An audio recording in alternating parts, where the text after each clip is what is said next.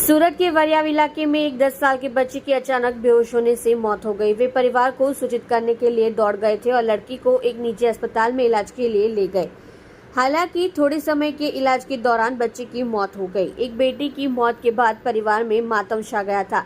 जानकारी के मुताबिक मूल कारोबारी इकबाल हबील भाई खलीफा सूरत के वरियाव गांव स्थित मदीना रेजिडेंसी में रहते हैं। मूल धांधुका गांव के परिवार में पत्नी, बेटा और बेटी है। इकबाल भाई अडाजन मामलतदार मतदाता सूची विभाग में काम करके परिवार का भरण पोषण करते हैं। बेटी तमन्ना पास के शिशुकुंज विद्यालय में कक्षा 5 में पढ़ती है। पिता इकबाल भाई ने बताया कि कल सुबह तमन्ना पढ़ने के लिए स्कूल गई थी। दोपहर में घर आकर वह फर्श पर सो गई। इसके बाद वह 4 बजे उठी और 5 बजे पास की ट्यूशन क्लास में चली गई। ट्यूशन क्लास में जाने के 5 मिनट के भीतर ही फोन आया कि तमन्ना अचानक बेभान होकर गिर पड़ी है, तो परिजन तुरंत भागे और ट्यूशन क्लास साथ में पहुंचे थे।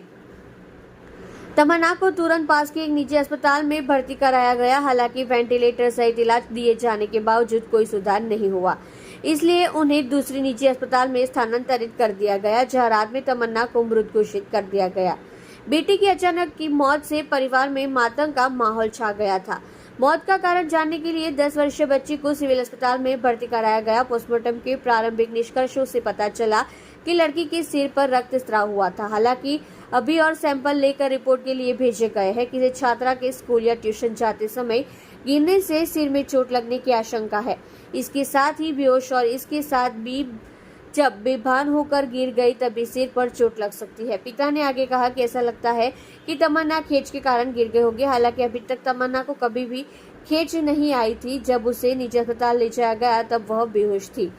अस्पताल में कोई रिकवरी नहीं हुई। अब पोस्टमार्टम में कहा गया है कि खून का धक्का जमने की वजह से उनके सिर के पिछले हिस्से में चोट लगी थी। इसी कारण तमन्ना की मौत हो गई है। जी, તમારું નામ? ઇકબાલભાઈ હબીબભાઈ ખલીફા। શું ઘટના બની છે? ગઈકાલે મારી છોકરી ટ્યુશનમાં ગયેલી અને ત્યાંથી ટ્યુશન ટીચરનો ફોન આવ્યો કે તમારી છોકરી બેભાન થઈ ગઈ છે, લઈ જાઓ। એની મમ્મી એને ત્યાં લેવા ગઈ અને મોરાભાગલ કઈ હોસ્પિટલ હતી? નહીં, મોરાભાગલ સર્કલ પર એક હોસ્પિટલ છે, એની અંદર દાખલ કરી।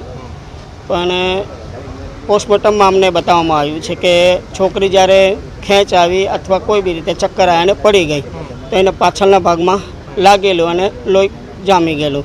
પણ ડૉક્ટરને એ વખતે કંઈ ખ્યાલ આવતો નહોતો। એમણે ઘણી કોશિશ કરી રિકવર આવે એના માટે, પણ હૃદયના ધબકારા અને બંધ થઈ ગયા અને બ્લડ બધી જગ્યાએ પહોંચતું નહોતું।